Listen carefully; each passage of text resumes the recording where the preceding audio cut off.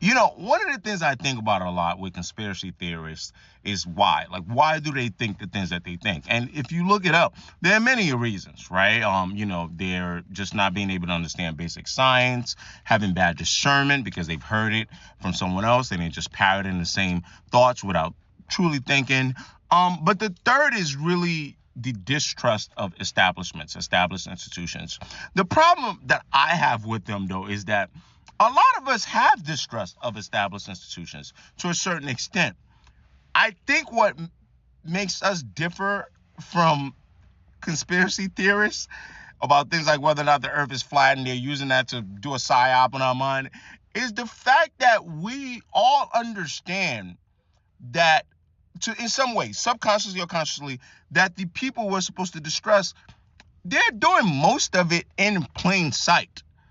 Right? It's not this, magical thing that you're trying to make me believe. It's really in plain sight.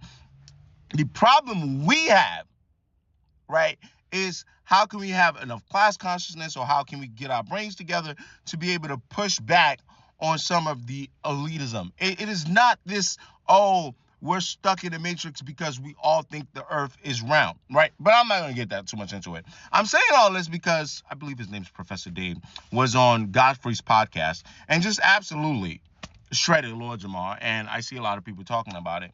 And I'm sitting there and I'm listening to Professor Dave, who is someone that has, I'm sure, a lot more scientific knowledge than I do, and obviously more than Lord Jamar. But the approach he's taken, some people didn't like it, is quite frankly the approach that a lot of educated people and a lot of scholars in a certain field need to take with conspiracy theorists. It needs to be blunt. It needs to be a bit abrasive, right? And for the rest of us who you might be educated enough in one field, but maybe, you're not a physics expert or things like that, but we have enough discernment to be able to listen to Professor Dave and listen to Lord Jamal. And without any visual evidence, and let's just assume we had none, we can be like, oh yeah, that guy makes more sense than this guy. A lot of us need to stop engaging with them. And the more we can stop engaging with people like him, because they need to put the burden of proof. I know what I'm good at. I know when I'm more well informed. I know that. But I know that with basic science, I may not be able to break down like Professor Dave. But if I were to get in an argument with Lord Jamal, I know what he would do, right?